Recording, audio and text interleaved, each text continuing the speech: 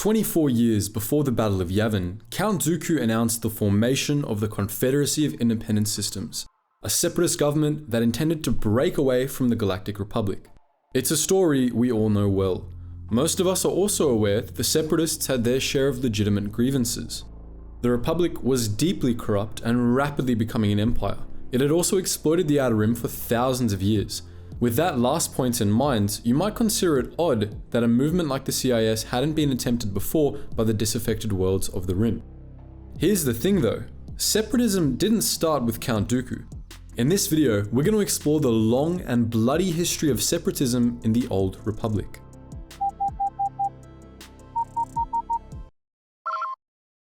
Attention, Sergeant on deck!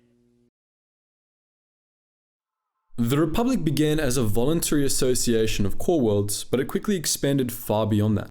Most of the planets the Republic made contact with joined it willingly, but others were colonized by Republic-backed expeditions or annexed by force. Thus, as the Republic grew, so did discontent within. Resentment toward the Republic flared up repeatedly in the Alsaken conflicts, 17 mostly Cold Wars in which the Republic was divided between worlds loyal to Coruscant, Alsaken, and Corellia. The ancient Alsaken conflicts weren't really separatist crises, as the Alsakani wanted to control the Republic themselves, but they could still be considered the first known civil wars fought by the Republic.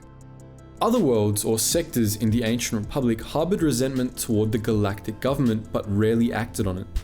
The biggest hotbed of secession in the Republic was traditionally the Tyon Cluster, a culturally distinct region at the end of the Polemian trade route that had been forcefully annexed at the end of the Tynese War, the very first war the Republic fought.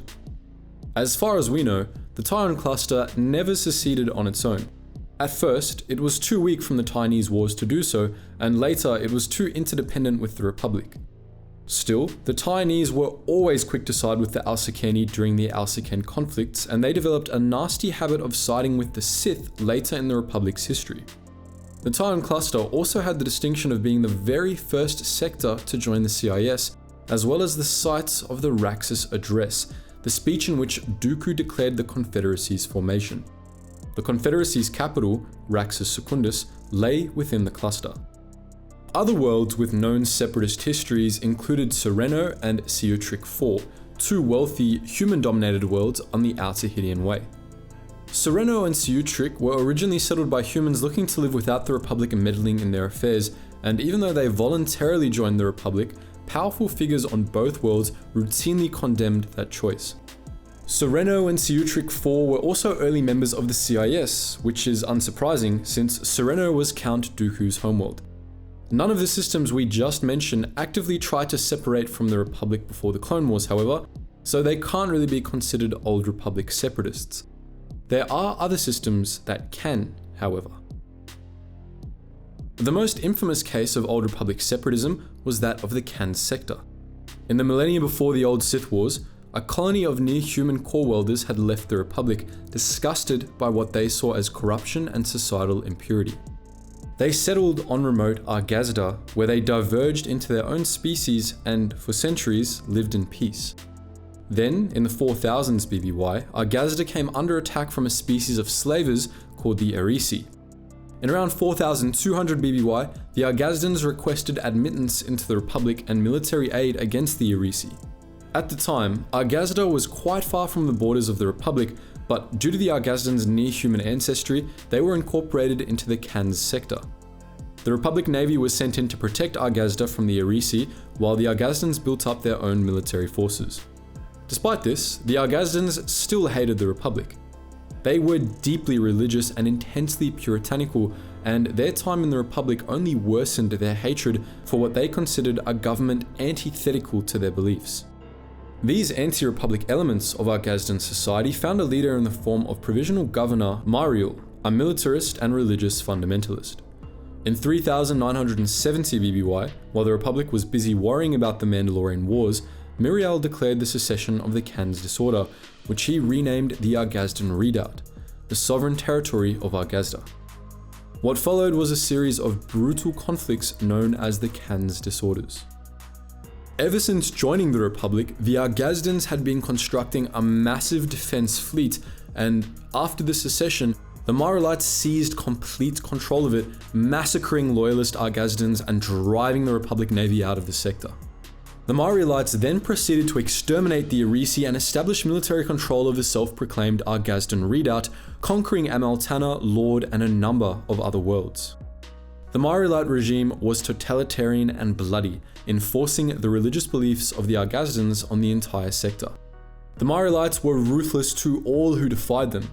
When Amaltana rebelled against the Argazdans with Lordian support, for instance, the Maralites exterminated the Amaltanans and enslaved the entire Lordian species.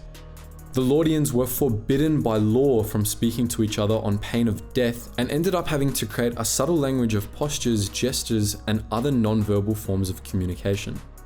The Lordians and other enslaved species were put to work building massive monuments to the Argazdan religion.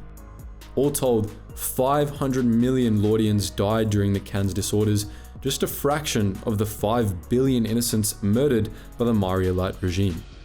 Despite repeated calls to intervene, the Republic was unable to do anything about the Argazdan Redoubt for hundreds of years due to both the sector's remoteness and to repeated calamitous wars. It was only 300 years into the Kanz Disorders in 3670 BBY that Lordian Jedi Knight Mari Ilan Nora managed to secure support for a Jedi-led Republic intervention. After 3 centuries of suffering, the Jedi and the Republic military finally dismantled the Argazdan Redoubt, and the Kanz sector was reincorporated into the Republic. The Kanz Disorders were perhaps the largest case of a pre-Clone Wars separatist movement, but there were smaller scale secessions over the course of Republic history as well. Another notorious case was the Onderon Civil War of 3951 BBY. During the Dark Wars, as the Republic verged on collapse, the Galactic Senate relied increasingly on those few worlds that had made it through the Jedi Civil War intact to rebuild the galaxy.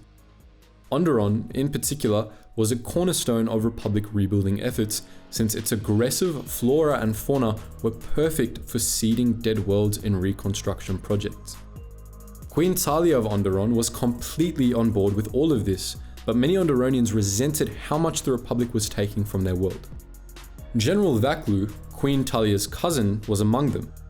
As the Republic declined during the Dark Wars, Talia and Vaklu began arguing in open council about whether or not staying in the Republic was worth it, with Talia firmly supporting the Republic and Vaklu urging secession. The public nature of these debates brought many Onderonians into the Separatist camp, and before long, General Vaklu had amassed a considerable base of support, which included large swaths of the Onderonian military. Unbeknownst to anyone except Vaklu and his right hand, Colonel Tobin, the Separatist supporters also included the Sith. Darth Nihilus had secretly made contact with Vaklu, pledging the support of his armies if the situation on Onderon erupted into civil war. With Sith backing, Vaklu was emboldened. He began planning to overthrow Talia and seize the throne of Iziz. However, Queen Talia had secret backers of her own. A Jedi Master named Kavar was working for her as an advisor, and Kavar inadvertently attracted other allies for the Royalists, the Jedi Mitra Surik and her followers. In 3951 BBY, Mitra Surik arrived on Onderon looking for Kavar just as things were beginning to get hot. While there, she arranged a meeting with Kavar, during which Colonel Tobin led a squad of Vaklu's loyal troopers to kill them both. Both Jedi escaped the encounter, which blossomed into a firefight in the streets of Iziz. The fighting quickly spread, for all over the city supporters of Vaklu and Talia drew weapons and attacked one another. A civil war became inevitable. Not long afterwards, General Vaklu declared himself king and attempted to launch a coup. Sith agents on Onderon's moon, Duxon, drove the beasts of Onderon mad, causing chaos in the streets of Iziz as royalist and separatist soldiers battled it out. Before Vaklu could capture the royal palace, however, Mitra Surik and her allies returned to the Onderon system. As Surik's companies dealt with the Sith on Duxon, she and Mandalore the Preserver led a lightning strike against Vaklu's forces in Iziz, cutting their way to the royal palace and bringing the fight to Vaklu. With Surik's help, Talia's soldiers defeated the Separatists, and Queen Talia defeated General Vaklu in a vibro sword duel. Onderon remained in the Republic, but it was a close call. Of course, Onderon later ended up seceding and joining the CIS anyway, despite Talia's best efforts. But what do you think? Would you like to hear more about the Kanz Disorders, or perhaps the Onderon Civil War? Let us know your thoughts in the comments section below. And as always guys, thank you so much for watching, and I hope to see you in the next video.